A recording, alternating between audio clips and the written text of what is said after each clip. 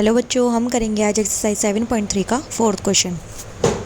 BE and BCF are two equal altitudes of a triangle ABC। हमारे पास एक triangle है ABC और उसमें BE CF इक्वल एल्टीट्यूड्स बने हुए होंगे।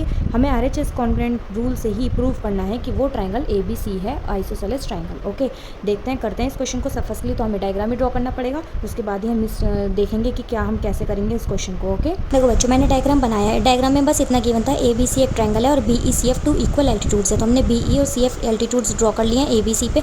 सेकंड एक्सरसाइज 7.2 की एक्सरसाइज थी, उसमें भी same as it is diagram बन रहे थे, तो उसी की हेल्प से हमने डायग्राम बनाया। ABC को आइसोसेलेस ट्रायंगल शो करना है, तो हम आइसोसेलेस ट्रायंगल की टू साइड्स इक्वल होती हैं, मतलब हमें ABAC के इक्वल दिखाना पड़ेगा, जब भी हम कहेंगे कि एक आइसोसेलेस ट्रायंगल है। ओके, करते हैं इस क्वेश्चन को हम। और RHS की प्रॉपर्टी ही लगनी चाहिए। देखिए, मैं एक तो ये ट्रायंगल लूँगी BFC, क्योंकि 90 के सामने वाली साइड ही लेंगे, जब भी तो RHS रूल रखता है। जब हम 90 के सामने वाली लेते हैं हाइपोटेन्यूज, तो हम देख रहे हैं जो ये 90 डिग्री है, इसके सामने BC आ रही है। जब मैं इस ट्रायंगल को लूँगी तो इसके सामने वाली BC है, और मैं जब इस ट्रायंगल को लूँगी तो इसमें भी 90 के सामने BC है। ले सकते हैं BC को, क्योंकि BC कॉमन हो जाएगा इन दोनों ट्रायंगल्स के लिए। ओके, करते हैं।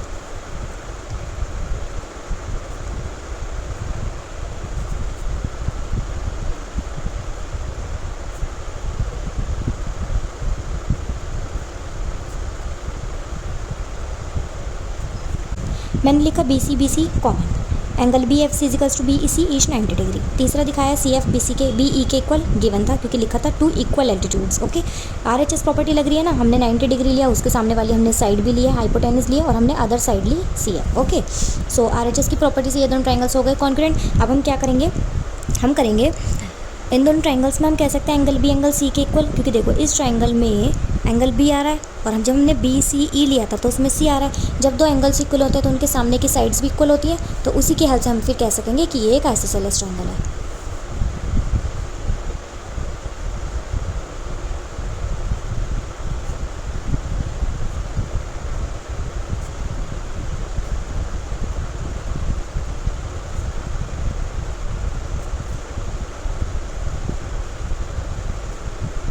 CPCT से दिखा दिया CBF equals to angle BCE।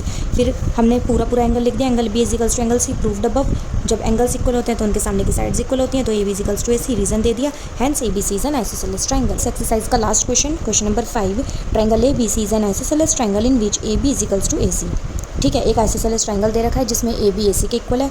दूसरा में क्या रखा है, AP परपेंडिकुलर है BC पे, to show that angle B equals to angle C। Okay, question का डायग्राम हमें यहाँ गिवन नहीं है, फर्स्टली हम डायग्राम ड्रॉ करेंगे, उसके बाद हम इस क्वेश्चन को सॉल्व करेंगे।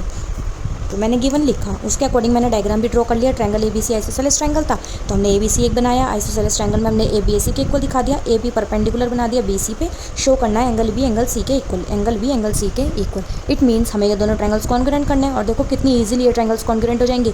AP कॉमन, ABAC के इक्वल, और angle APB equals to angle APC each 90 degree. RHS property लग रही है ना, क्योंकि 90 के जस्ट सामने वाली हाइपोटेन्यूज हमने ली है।